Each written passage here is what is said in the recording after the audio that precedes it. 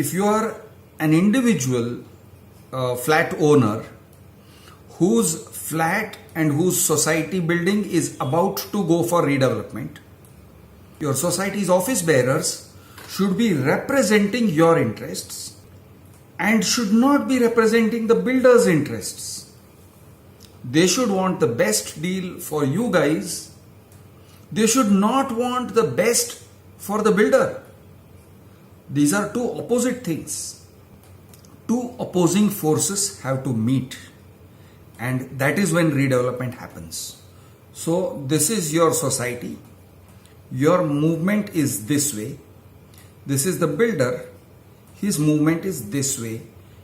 You must oppose. The opposing movement creates the pinch, the strength, the firmness that is needed for redevelopment to happen properly.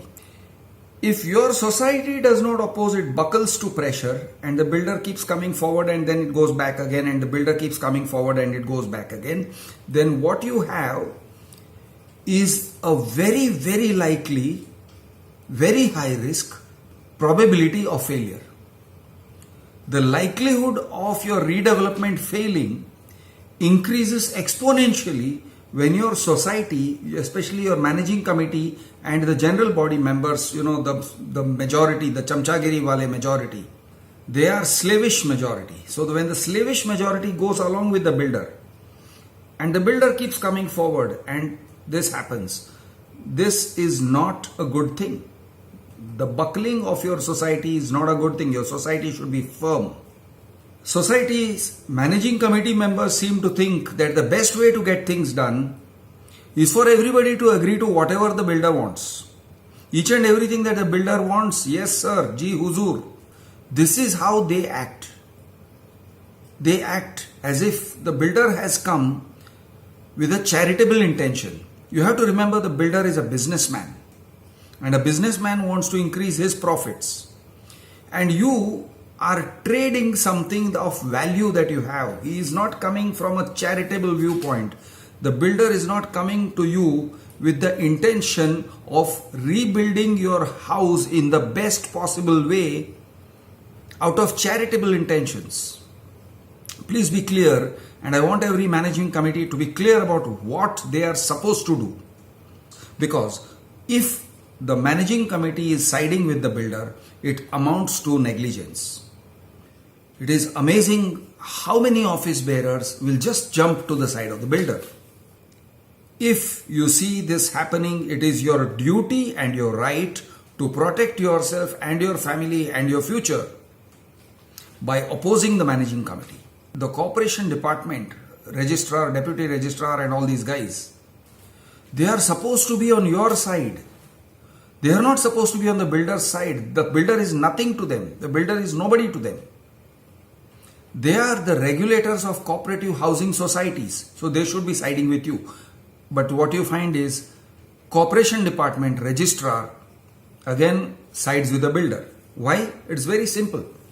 They get a large amount of money, about 30, 40, 50,000 rupees per flat. Your cooperatives department, corporation department receives money from the builder, hard cash from the builder, 40,000, 50,000 per flat. It is as if you have been sold to the highest bidder. You have been sold to that builder. And the builder will act like you and your flat belong to him. You are his asset, you are his property. He will not act as if you are in a contract with him and he has to fulfill his end of the contract, the contractual obligation. That is how he should be acting, that is how he should be thinking, but that's not how he thinks. He thinks, I own your ass. I own all your asses. I have bought you. I have purchased you from the corporation department and I have purchased you from your managing committee. When your society engages a project management consultant to help, to guide them through the process, the project management consultant is supposed to be your guide. He is not supposed to be the builder's pimp. He is not supposed to be the guy who helps the builder control you guys. The builder needs someone to control the crowd, you are part of the crowd, you the individual flat owners. He kind of uses the project management consultant and your managing committee to do crowd control. They do crowd control tactics. What is crowd control tactics? To scare, to abuse, to isolate. Somebody is asking a question, isolate him. How do you do that? With politics. Maybe your managing committee isn't an expert in politics, but the project management consultant will guide them. He will guide them with all the different tricks of politics. How to make you look like a villain. How to make it look as if you are the enemy. ये आदमी दुश्मन है. How to make it look like you're stupid, you don't know anything. So the PMC will put you down at a meeting. He will cut you off. He won't let you ask questions. He will suppress you. He will shame you. He will isolate you. He will make everybody in the society hate you or despise you or be afraid to side with you because the same fate that is coming to you, that is happening to you, can happen to them. People hate to feel ashamed, humiliated in a group. So he will humiliate you and make others feel afraid. If you go with him, we are going to humiliate you also. So if you are asking legitimate questions, he will make it look like you don't know anything, you are an idiot. Why? Because project management consultant is an expert.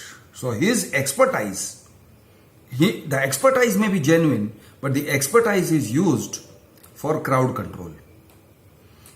What is the legitimate role of a PMC?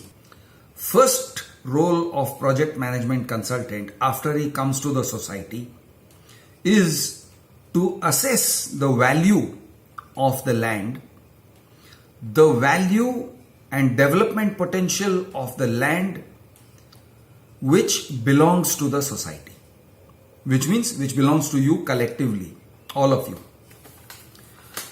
The society is a body corporate, it is like a company, it is a legal person in its own right. The body corporate consists of the managing committee, who is the decision making body, and the general body, which is the larger decision making body. Now this body corporate has an asset which is the land. Essentially what it is doing is trading with a builder. There is a trade. What is the trade? It is a kind of a barter trade. And who determines the terms of this barter trade? The builders. This barter trade is determined by the builders make the rules. Now, the PMC, the project management consultant, is someone who understands the development potential of the land. He will say this much land has to go for road cutting. There is a reservation on this plot. Therefore, that much development potential less. We will have to surrender this much land for police station and so on and so forth. Whatever reservations are there on that land, whatever the development plan DP says about the land, the project management consultant is supposed to go to municipal corporation or MMRDA and understand what is being said about this land which you happen to be situated on, and then he comes back to the society with a report. He writes a report. This is the development potential of the land. He will make a feasibility study what the builder will earn, because based on the development potential, the builder will create the rehab component, that is your houses, and the sale component, which is the houses he will sell to recover the cost of redevelopment. You guys are not paying anything for that. Yes, you guys are not paying anything. You are giving the land, and in barter, he is giving you a new reconstructed house and slightly larger house. And in addition, he is supposed to give you corpus. A chunk of money is given to the society, or the chunk of money is given to among individuals. It is distributed among individuals. You can call it compensation for inconvenience. It's a remuneration for each individual flat owner. Now, assuming that the redevelopment is completely successful, what do you get? Your best case. Your best case scenario is a good house, a larger house, a strong building, a good building, maybe modern amenities. So hopefully you will get better parking, better compound, everything better. That's your best case scenario, and hopefully you will not be second class citizens when the sale component guys come in. You will be of the same, you will feel like equals. You're going to have more neighbors. Your cooperative housing society's character is going to change because the size is going to be changed. Maybe you have 30, 40, 50 flats when you start out, but it may turn into 100, 150 flats when you finish. And you're going to have the same old 50 guys, and then you're going to have new 100 guys, the sale component guys. That is going to change the character of your society. It is also going to change the managing committee. Needless to say that after the society is reconstituted, after redevelopment, it will not be the same again. So in this scenario, now the project management consultant guides. He is supposed to guide the society. Your development potential is this much. We can demand or we can negotiate for 20% extra. We can't negotiate for 30% extra because that much development potential is not there.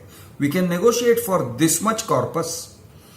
Per square feet, we can negotiate for 1,000, 2,000, 5,000, 10,000 rupees and so on.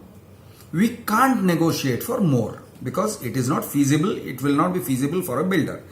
Then based on that, the PMC, project management consultant, guides the society in issuing tenders, and after tenders are received from number of bidders who bid, okay, after those tenders are received, the project management consultant helps the society to analyze the different bids of the different bidders. Now, does the project management consultant rig? Yes, 100%. Many of them are rigging the results. Many of them have taken money from builders and will subtly promote some builders. They will do it very quietly. You may not necessarily notice. Or they may go and campaign among the managing committee members and talk to them in such a way. Now, very often managing committee members are soft in the head. So what they do is, especially senior citizens, they say to your PMC, we have full faith in you. We have full faith in you, Mr. Mehta. You do what you want. We have 100% faith in you. Now that is called criminal negligence. You should not have full faith in anybody. If the project management consultant has been bribed by a builder, then you are getting into trouble because that builder may not be technically competent or he may not be financially competent to complete the redevelopment successfully. And if that happens, your entire society is going to end up in trouble. So, the PMC's legitimate role is to guide the society, to be on the side of the society and not jump into the side of the builder. Very often it happens, till the builder selection, he is charging very moderate fees, few lakh rupees, and after the builder is selected, then the society does not pay. Now the builder is going to pay either directly or indirectly. So what happens is, the builder says, you know what, let us continue with the same project management consultant, this same PMC. Now this guy will be paid by the builder.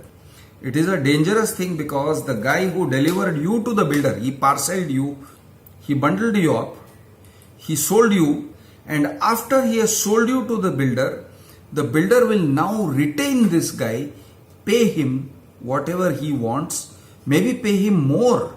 The agreement between the terms of appointment, the appointment letter given to the project management consultant by the builder, they will not disclose even to the society's managing committee. Project management consultant becomes a pimp. He becomes a middleman. He becomes a crowd control expert. He becomes almost like an intellectual bouncer. You, the society members, you are completely stripped of your powers. Then what happens is, once the builder starts his activity, If you try to hold the builder accountable, you ask questions to the builder, the PMC will block you. The PMC will answer on behalf of the builder. The managing committee will block you. They will answer on behalf of the builder. The builder almost never has to answer. So it is not possible to hold the builder accountable because the PMC and the managing committee are together jointly acting like enemies of individuals, society members, and preventing them from raising any uncomfortable questions.